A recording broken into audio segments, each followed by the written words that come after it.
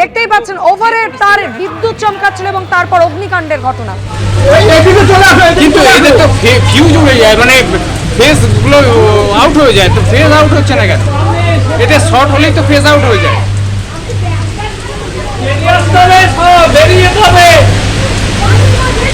আগুন পিছিয়ে এইদিকে আসছে, ওইদিকে সামনে যেতে হবে, ওইদিকে গঙ্গার দিকে।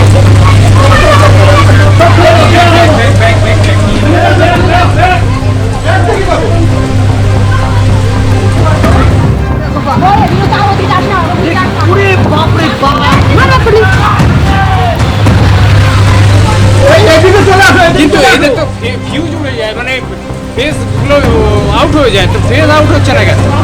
এটা শর্ট হলেই তো ফেজ আউট হয়ে যায়। বেরিয়ে যেতে হবে, আগুন পিছিয়ে এইদিকে আসছে, ওইদিকে সামনে যেতে হবে, ওইদিকে গঙ্গার দিকে। এবং প্রিন্সেপঘাট স্টেশনের এই ঘটনাতেই একজন যুবক বিদ্যুৎস্পৃষ্ট হওয়ার ঘটনা সামনে এসেছে। সৌমিত্র রায় আরো বিস্তারিত আমাদের জানাবেন। সৌমিত্র, কিছুক্ষণ আগেই তুমি বলছিলে বিদ্যুৎস্পৃষ্ট যুবককে হাসপাতালে নিয়ে যাওয়ার প্রক্রিয়া শুরু হয়েছে, কি খবর? সেই বিদ্যুৎপৃষ্ট যুবকের মৃত্যু হয়েছে। এখানে রেলের চিকিৎসক এসেছিলেন। রেলের চিকিৎসক যেমনটা বললেন, তিনি দেখার পর তিনি বললেন যে সেই যুবকের মৃত্যু হয়েছে, বিদ্যুৎপৃষ্ট হয়েই মৃত্যু হয়েছে। এবার কীভাবে তার মৃত্যু ঘটলো পুরো বিষয়টা আরও তদন্তে জানার জন্য ময়নাতদন্তের প্রয়োজন। তোমাকে দেখাবো, আমি রয়েছি আউটরাম ঘাটে। ঠিক আউটরাম ঘাটে যে কলকাতা রিভার ট্রাফিক পুলিশের যে অফিস রয়েছে, সেই তার ডান দিকে যে চক্র রেল রয়েছে, সেই চক্র রেলের কিছুটা এগোলেই ওখানে যে রেল লাইনের ওপরে যে ওভারের তার, সেই ওভারের তারের ওপরে একটি আম গাছ ভেঙে পড়ে এবং আম গাছ ভেঙে পড়ার পরে এখানে যেটা স্থানীয় বাসিন্দা এবং প্রত্যক্ষদর্শীরা, কারণ এখানে ঠিক পাশেই রিভার ট্রাফিক পুলিশের পাশেই সি এক্সপ্লোরার্স ইনস্টিটিউট রয়েছে, সেখানে তারা সেখানের যে কর্মীরা ছিলেন তারা যেমনটা দেখেছেন যে এই যে আম গাছের ডাল, আম গাছটায় যে এই চক্র রেলের ওভারের তারের উপরে পড়ার পরই এখানে অগ্নিকাণ্ড ঘটে যায় এবং দাউ দাউ করে এখানে আগুন জ্বলে। বেশ কিছুক্ষণ এখানে আগুন জ্বলে এবং ঠিক সেই সময় এই যুবক এখানে যখন ঝড় শুরু হয়, তুমুল ঝড় বৃষ্টি শুরু হয়, সেই যুবক এখানে আম গাছ রয়েছে, সেই আম গাছের তলায় তিনি আসছিলেন আম কুড়োনোর জন্য।